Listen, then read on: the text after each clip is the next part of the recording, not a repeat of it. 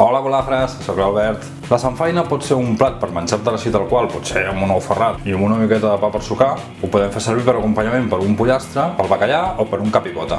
És un acompanyament molt versàtil que ens servirà per qualsevol plat. Sigui com sigui, et quedarà boníssim. Anem a veure com es fa. I per fer-ho necessitarem un pebrot vermell, un pebrot verd, una ceba, un gra d'all, un carbassó, una albergínia i 4 tomàquets més o menys d'aquesta mida, o 2 més grans, el que tingueu a casa. I haurem de tallar totes aquestes hortalisses en dauets ben petits. I jo començaré pel pebrot, perquè de fet es poden posar tots els ingredients alhora, però també és veritat que cada un té diferents temps de cocció, amb la qual cosa jo hi posaré primer els pebrots i mentre fregeixen una miqueta aniré parlant els altres. El pebrot ja veieu que és fàcil de netejar, li heu de treure el cul i després hi heu de treure aquests filaments blancs. I és així de fàcil.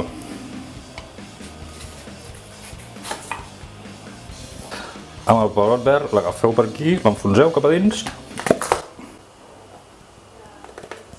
i en teoria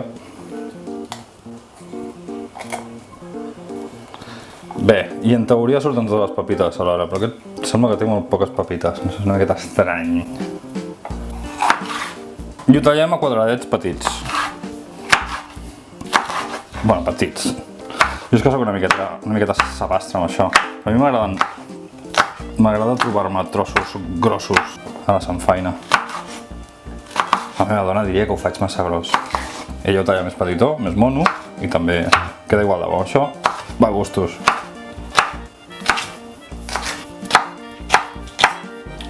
I també picarem el gra d'all.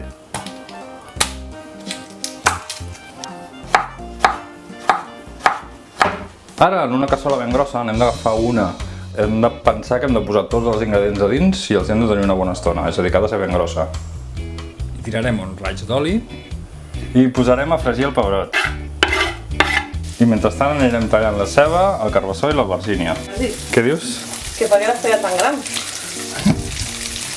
Ja ho he dit en el vídeo, que tu talles més petitet. Hauria d'entrar jo i dir una mica gran, no? Perquè a més que és el que pensar. Vaig a tallar això també a trossets tampoc no gaire petits.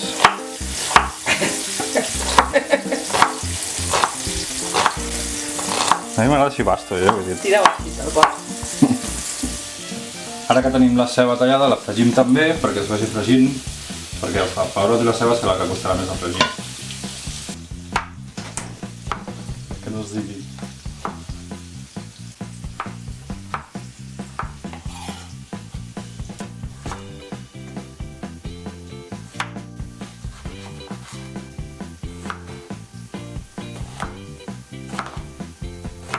En l'estona en la que hem anat tallant l'albergínia i la carbassó s'ha anat fregint la ceba i el pebrot i ara hi tirarem el carbassó i l'albergínia. I continuem remenant, que es vagi fregint tot ben fregidet. Amb els tomàquets jo agafaria i els tallaria així a trossos tal qual, però ja que esteu vosaltres m'ho curaré una miqueta més, vinga va.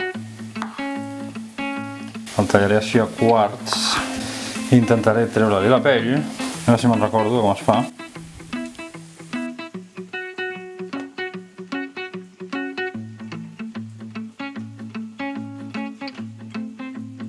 I les pepites.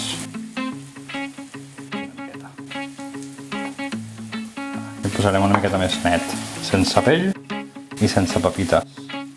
I el tallarem també a trossets. I li afegim a la cassola.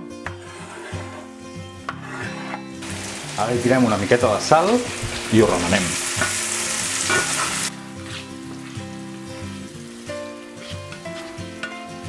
I podeu afegir també una miqueta de sucre per reduir una miqueta l'acidesa del tomàquet. Remeneu, remeneu, que quedi tots els gustos ben barrejats aquí. Buah, pinta que té.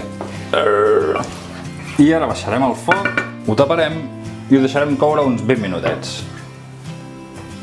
Ho hem d'anar remenant de tant en tant, però això té una pinta bestial. Ara li queden 5 minutets, però mira la pinta que té ja. Espectacular. Si et vols subscriure al canal, només has de clicar a la casella on hi diu subscriu-me I activar la campaneta de notificacions perquè t'avisi quan pengi un vídeo.